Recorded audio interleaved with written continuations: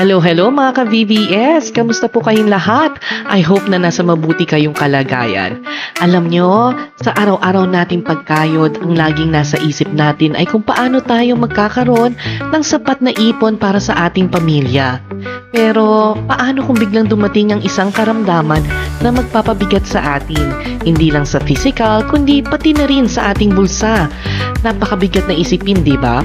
Sabi nga nila, ang sakit, lalo na kapag malala, ay hindi lang ikaw ang nagdurusa, kundi pati na rin ang buong pamilya. Apektado ang trabaho, ang mga plano, at ang mga finances. Kaya naman, isa sa pinakamahalagang bagay na maaari nating gawin ay ang pag-iwas. At dito po, papasok ang isang napakagandang programa ng gobyerno, ang PhilHealth Yakap Program. Bago natin pag-usapan ang proseso, bigyan muna natin ng mas malalim na background ang programang ito. Ang Yakap, ng ibig sabihin ay Yaman ng Kalusugan, ay ang enhanced version ng dating konsulta program. Formal itong inulunsad noong July 25, 2025 sa pamumuno ni Pangulong Ferdinand Bongbong Marcos Jr. Ito ay bahagi ng kanyang bagong Pilipinas at layunin niyang ilapit ang serbisyong pangkalusugan sa bawat pamilyang Pilipino at para maging mas proactive sa ating kalusugan. Ang katotohanan, hindi naman talaga ito bagong programa. Ngunit ito'y dating programa na pinalawak namin ng gusto. Dahil po, sa aming karanasan, ang nangyayari, bakit masyadong mataas ang mortality rate kung tawagin sa malalaking ospital, sa regional hospital, sa mga provincial hospital? Pagka yung pasyente, ba't ang daming namamatay? At nagtatanong kami, ang sagot sa amin, simple lang. Dahil napakalayo ng ating malalaking ospital doon sa kanilang pinanggagalingan. At kaya napakahirap makapunta. Kaya ito ang aming ginawa. Binaba natin ang serbisyo ng healthcare natin para mas malapit doon sa pinanggagalingan ng ating mga magiging pasyente at hindi na kailangan magpa-confine sa malalaking ospital. Kaya maayos na yung problema nila. Kaya yan ang layunin talaga nitong ating Yakap program. Karagdagan pa doon, nagdagdag tayo ng mga testing, kagaya ng naipaliwanag ng ating yung mga takapagsalita kanina, 13 laboratory tests, 6 na cancer screening, kabilang na rin ang mammogram, liver ultrasound, low-dose chest CT scan, colonoscopy, at pati na yung gamot. Dinagdagan natin ang mga gamot mula sa 54 na gamot, naging 75 na ang gamot na covered ngayon ng PhilHealth. Ngayon, talagang pinupursige namin na mag-digitalize ang PhilHealth para hindi na kinakamay ang mga registration, ang mga konsultasyon, ngayon nagagawa na online.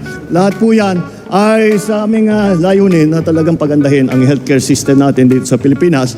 At sa palagay ko, dito pagpatuloy ng Yakap na programa, ay mararamdaman ng taong bayan na ang pamahalaan ay nandito at ginagawa ang lahat at ginagamit lahat ng kakayahan ng buong pamahalaan upang tulungan kayo, lalong-lalo na kapag kayo ay may sakit. Sa pag-streamline ng proseso, ginawa itong mas madali para sa atin na ma-access ang mga benepisyo. Ang Yakap ay para po sa lahat.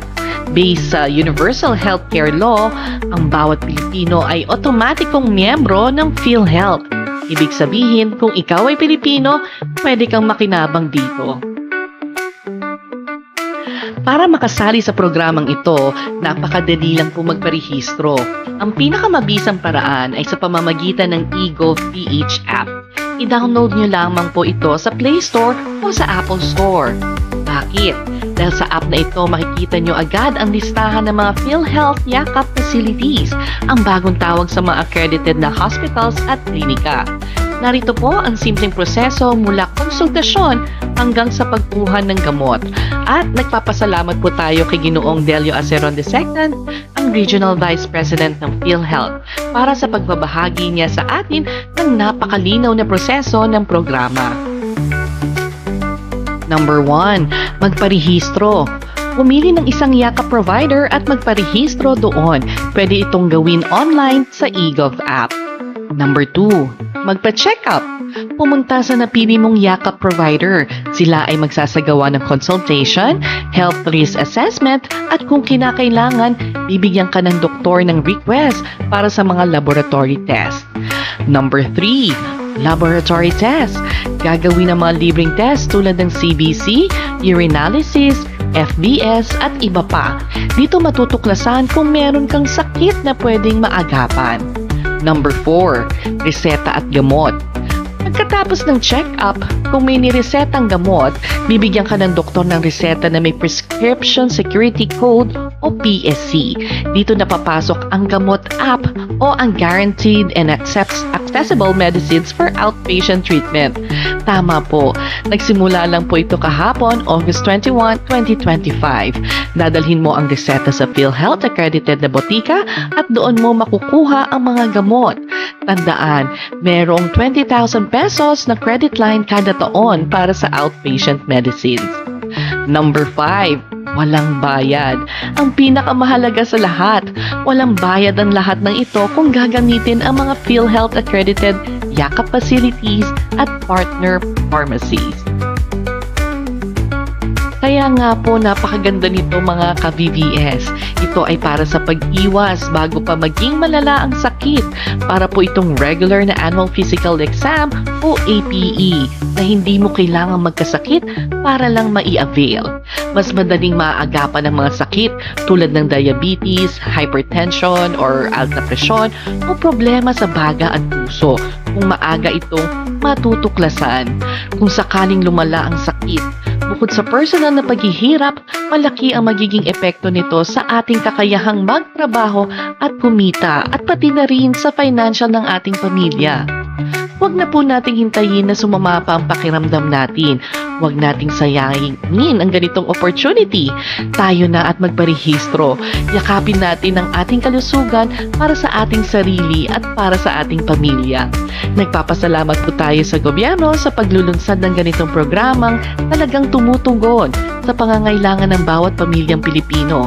Ang kalusugan ay kayamanan at ang programang ito ay patunay na pinapahalagahan tayo. Kaya mga ka-VVS, ano pang hinihintay ninyo? Tara na at magpa-check up at yakapin natin ang ating kalusugan. Huwag kalimutang mag-iwan lang kayo ng inyong mga tanong, suggestions o kahit anong saloobin sa comment section sa ibaba. At may chance din kayong manalo ng 200 pesos GCash weekly. Maraming salamat po sa inyong panonood at hanggang sa susunod na Voice and Vision Stories.